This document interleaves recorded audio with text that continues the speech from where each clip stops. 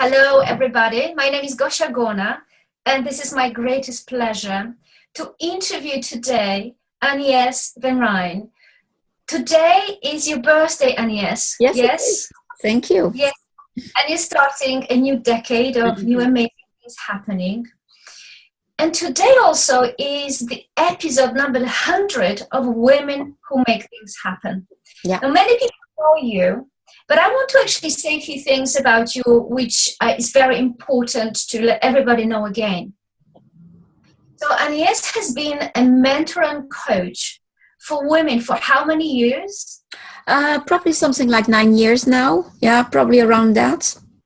And what's special about AnYes is that she actually helps women to achieve success and the highest potential on their own terms. So to achieve all of that as they feel very much aligned with who they are. And this is very special. She also is the owner of Athena Networking Club in London. And she's the founder of Women Who Make Things Happen. So today it's my turn to interview you, my darling. And I have many questions prepared for you. But the first one, people call you the Queen of Reinvention. Can you tell me more about that? Yeah, that's a funny. I had challenges wearing that hat at some point because it sounded like the queen, but no. In reality, what happened is that I've reinvented my life 3 times. So I have a corporate background. I've worked 25 years in the corporate world. And so around 40, I started having that nagging feeling that there must be more to life, etc. But it took me another 6 years to find out what it is that I wanted. And that's when I started my first reconversion, so my first reinvention. I set up my own business. I became an executive coach, started working with corporations on change management, leadership development, etc. So that was amazing. So my corporate life was technically seen amazing. I was making, great income, etc., but I wasn't happy. Then I became very successful as an executive a coach. Excuse me, I'm just getting out of a flu, so my voice will be coming and going.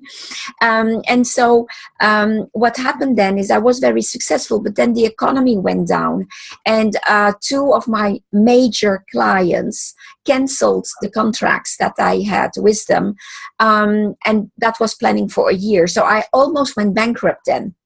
And again, like a phoenix, I managed to rise again from my ashes.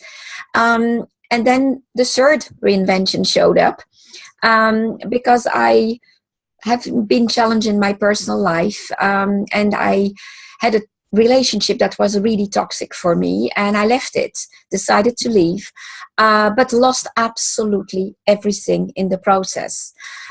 So at the age of, what was it back then, 57, I had to move in with my sister and her family, and spent a year with her.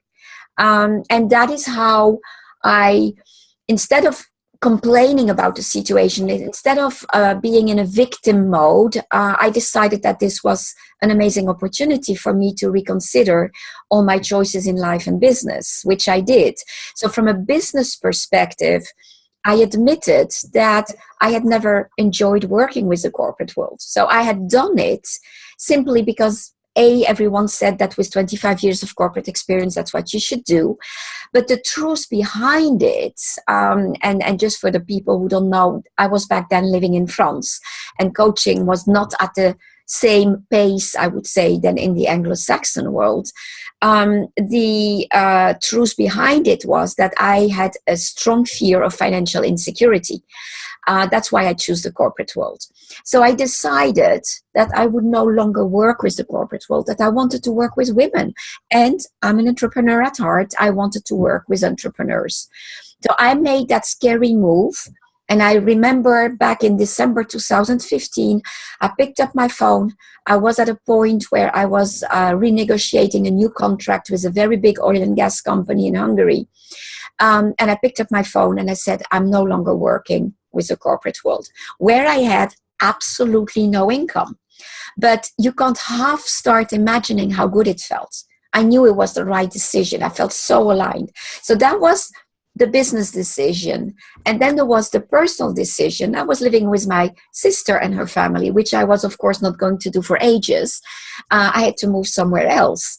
But then I recognized that I was living in France, but funny enough, I had never felt home in France. But my roots are Dutch, and I have lived, and I grew up bilingual, bicultural, and I've lived in the Netherlands, but I've never felt home there. Where do you go? And that's why my daughter was back then studying at London School of Economics, and she knows me very well. She knows my work very well. And she said to me, but mommy, you have to come to London. That's so much you. So I just decided to go for it. And my real reconversion, my real reinvention, in fact, is that despite the fact that I had absolutely no income, no savings, at 58, I decided to move to London, and I arrived on the 21st of July with 2 suitcases and just 8 weeks of house sitting. And I took a leap of faith. And it's just amazing how in 6 months' time, a lot of things started shifting for me. So that's the queen of reinvention. This is a really powerful story. You should write a book about it, of course. Yeah, I know a lot of people tell me that the key thing is that I don't really like writing. So I know that I have a book in me because there are stories before that also. It will come one day. So, darling, it sounds like the last reinvention was the biggest and the most life-altering. Why is that? That is because if I look back, everything that I did, everything that I decided in life, etc., when things were not working the way I wanted, I was always looking at answers outside of me.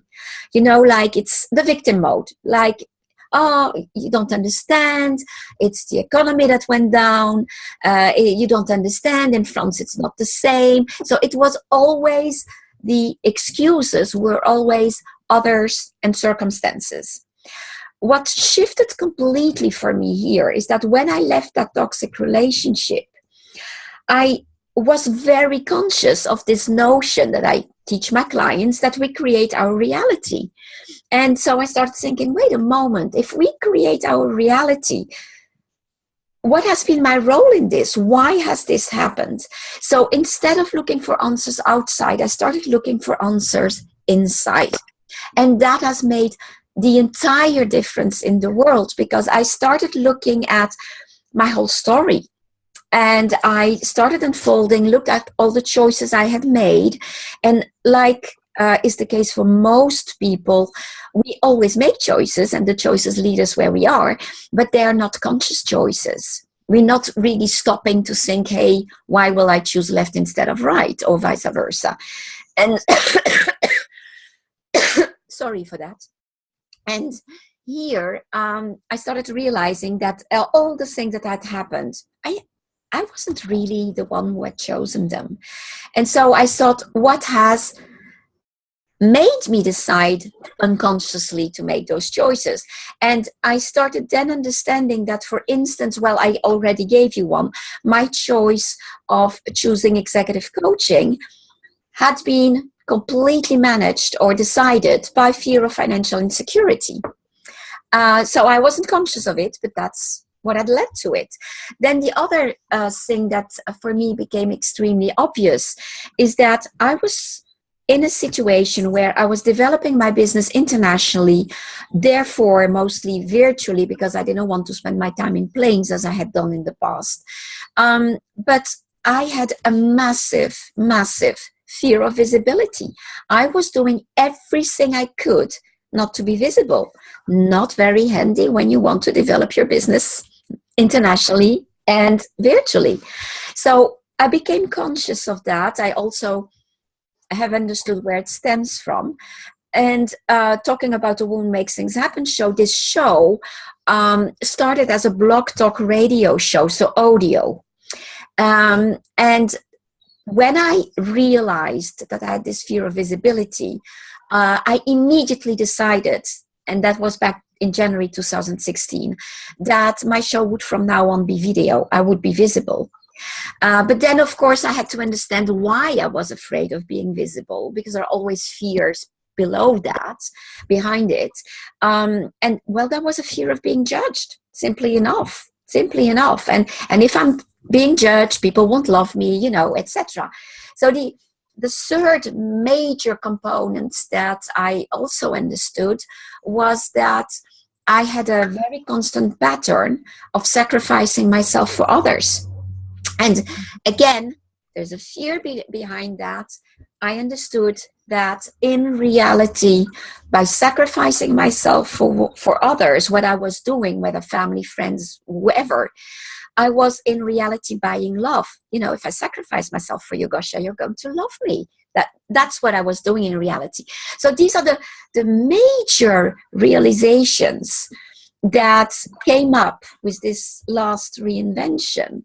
And that helped me shift completely how I was viewing myself, how I was viewing my choices, my life, everything. So the very first thing I did was to decide that from now on I was going to make very conscious choices, as opposed to just let other and circumstances dictate them for me. So this is a very inspiring story, because obviously people from outside, they may be looking at you and they think, wow, what an amazing woman, very inspiring, very successful. But I think we all have those dark moments behind us. Of course. And in fact, I find that the more you have of them, the faster you learn. And if you decide to learn instead of resenting and not allowing those learnings in. So can you tell me again, in your opinion, looking at the last few months, few years of your life, what would you say is the biggest learning or the biggest two learnings that, because you've learned it now, your life will be very different? What are your biggest learnings? Well, definitely, it's a consequence of what I just told you. There is a before and there is an after. Absolutely. My life has completely shifted because I've decided to take charge of my life. And I've also decided that I wouldn't let fear rule my life anymore. So obviously that's easier said than done. Don't misunderstand me. The reality of fear is that it most of the time is at the subconscious level, so it's not that easy to get rid of it. However, if you become conscious that fear is something that you're creating yourself, like it is an anticipation of something that may happen and that most of the time doesn't happen. How often, any of us, have we been in a situation where we were afraid of something that might happen and didn't happen at all?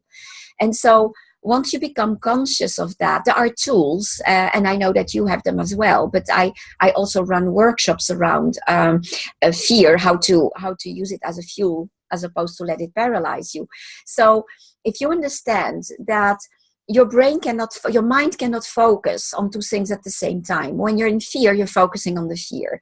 So using those tools, if you manage to shift, and it is possible, your focus, the focus of your mind on something different, it by definition will lower the fear. The fear can disappear. And then the next step of that, of course, is to take action, because there is not such a thing as powerful to counter fear than action in reality. But when we're paralyzed, we don't take action.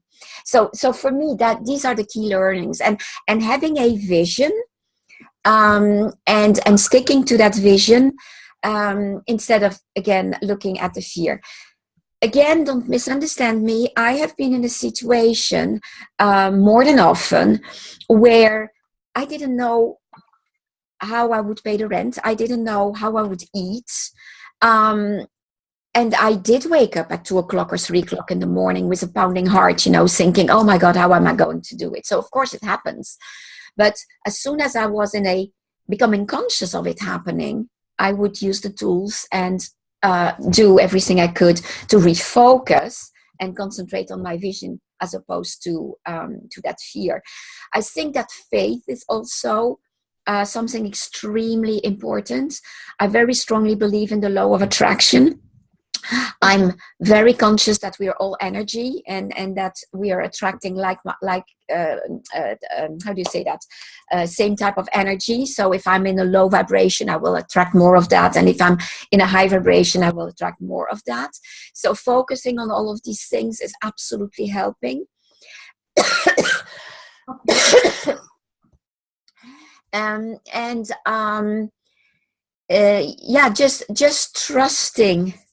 Just trusting that the universe has your back.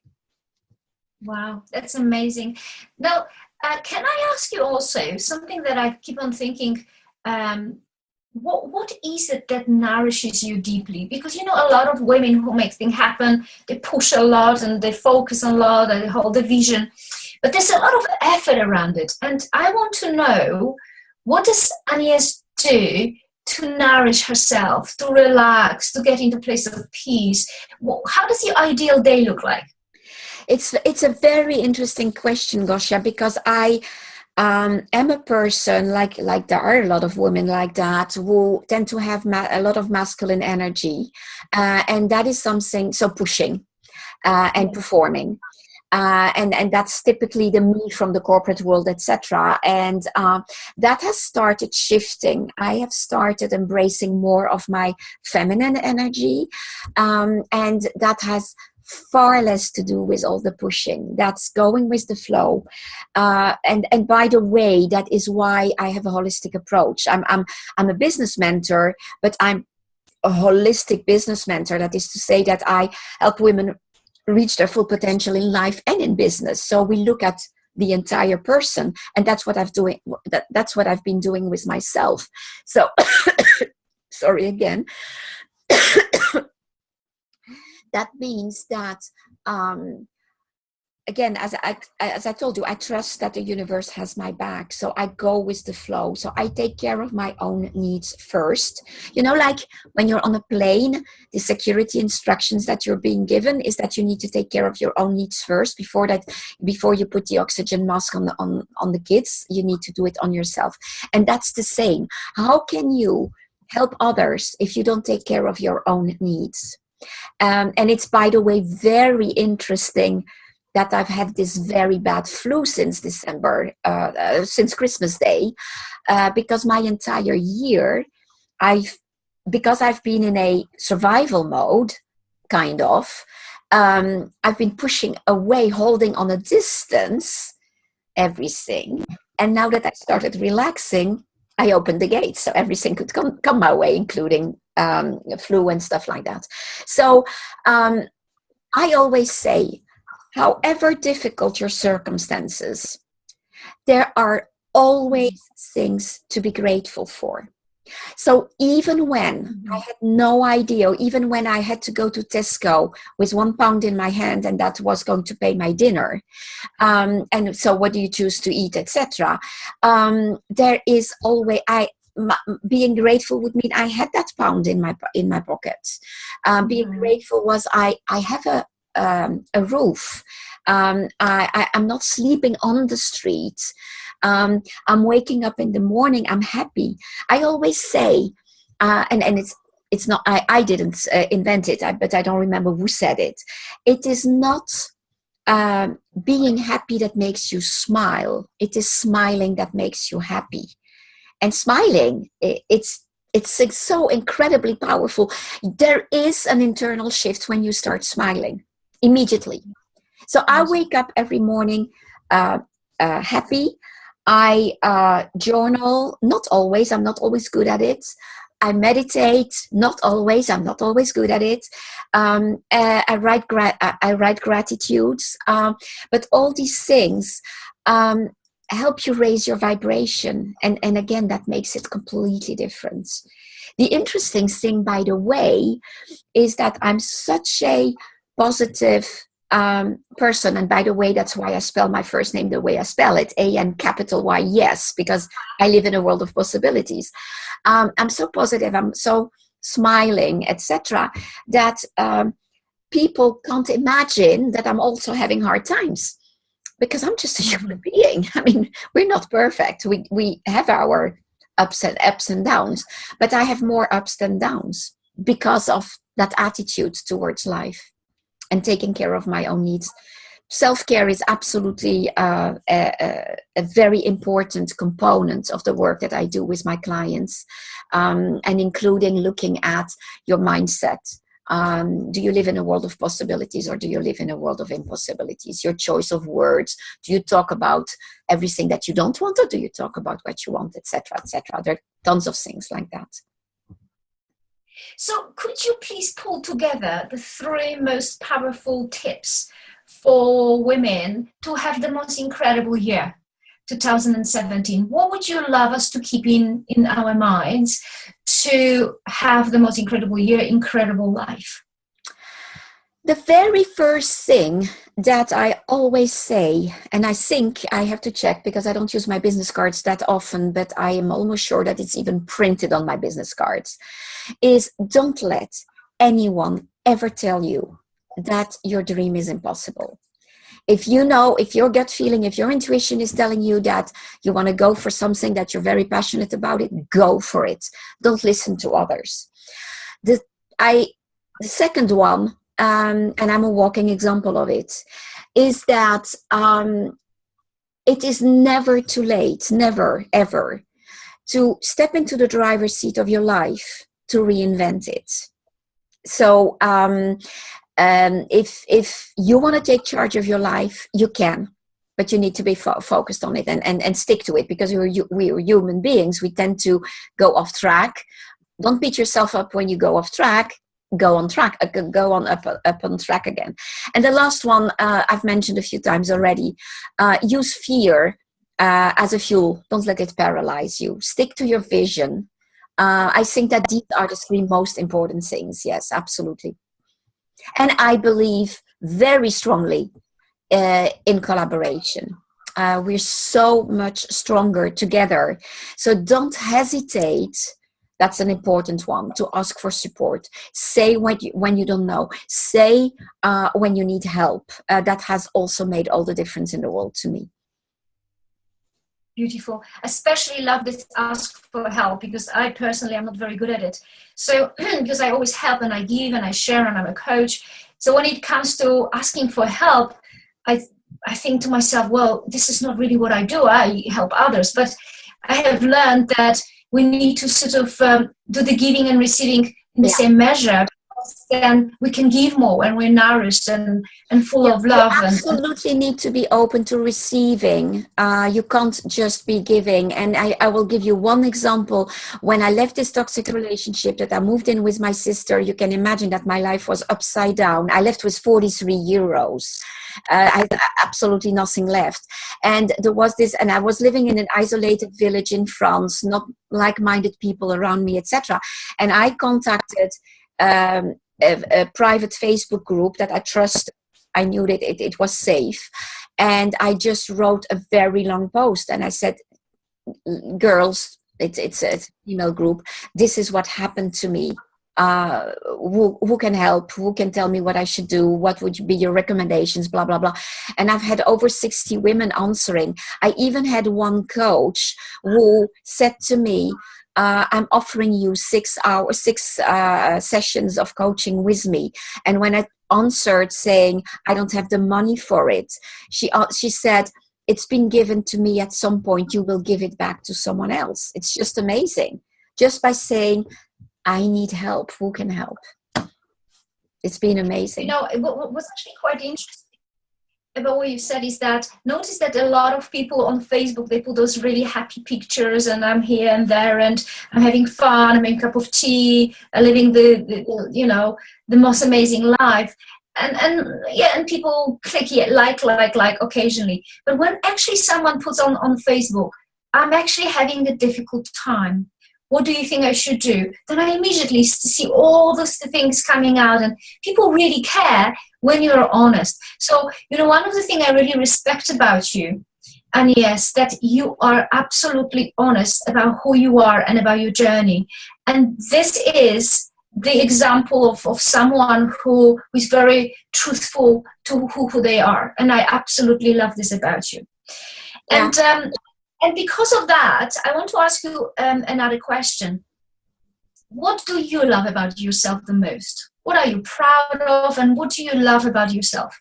That's a very interesting question, because a few years ago I would have said, oh, nothing, you know. And that is also one very important thing. And I think that that's what you refer to as you know, the importance of being authentic, etc. That's why I help women be authentic. In fact, you get completely different results. But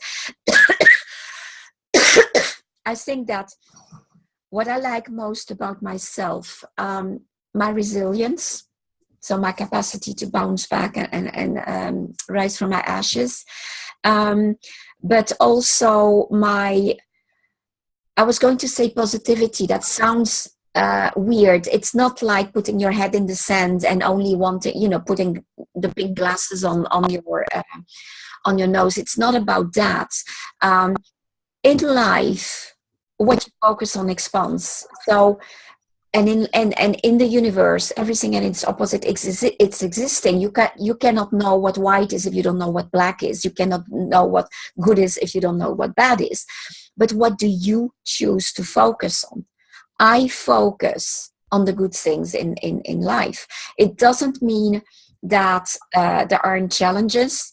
It doesn't mean that I think that this world is such a beautiful place. Of course, I know that there are things happening, but I also believe that we need to be the change we want to see in the world, and that each of us, by leveraging the power of the ripple effect, we can be role models for others. So let's start with ourselves. And that's what I do my best to do, including admitting that it's not always easy. And I have my low moments. I have weekends where I feel lonely because, you know, I've arrived in the UK. I know I have a lot of contacts, but not necessarily a lot of friends. These things happen. And it's just important to recognize that they're there, but not stick in it. So when I have a low, I'm just acknowledging it, being conscious of it. I have a look at, does it teach me something? Is there something particular that I can learn from it? And move on. Wonderful. Okay. And AnYes, this is your birthday today. People are going to be listening to this and sending you love. And what would you like to wish? What is your wish for your year? What is it that we need to hold you in our thoughts about? What is your intention? What would you like to see happening this year for you? What I would like is probably, so one piece that I did not indicate it, talking about a leap of faith, by the way, is that 6 months after I arrived in London, I had this amazing opportunity to take over a franchise of this Athena female network. That is stuff that costs a lot of money. We're talking about 10,000 off. We're not talking about hundreds. I did not even have £10, but I knew that this was for me. I'm a natural connector. I love networking. I'm a networker. I've always done it. And I knew that this was for me. A quote unquote normal person in my situation would have thought, oh, what a shame. I would love to, but I can't. I stepped out of my comfort zone and I started looking at it and I said, okay, what is the solution? And I found a solution and it was accepted. The consequence of that is that on the 1st of January, which is another reason for celebration for me in January, is that I took over last year Athena Central London, and I grew that network from 48 women back then to 68. But the reality behind it is at the beginning I lost a lot of members, which is normal when there is a transition. I have brought in 45 new members in a year. But the consequence of that is that it's taken up all of my time, day, night, weekends. I can say nights because I was dreaming of it. And I have left aside more of my own business. So now I want, now that this network is developing more organically, now people are coming to me to ask, hey, can I become a member? Whereas I was going out to find new members. I can now put a better balance in also taking care of my own business and doing what I love doing with women, help them reach their full potential in life and business, because that's something that's extremely important to me. Because again, as I said earlier on, by helping them reach their full potential, they can become role models for other women to do the same. And that's what I'm all about. Okay, so what is your intention? Is to focus more on being, again, the coach and the mentor and build your business? It's finding a better balance between both, because I love this networking. I love the connections. And my objective with my members at Athena is that I bring to the table my set of skills and expertise, because I work on self-leadership, business coaching, personal branding, personal effectiveness. So that's a lot. It's very complete, to bring that to my members and to help them grow personally and professionally.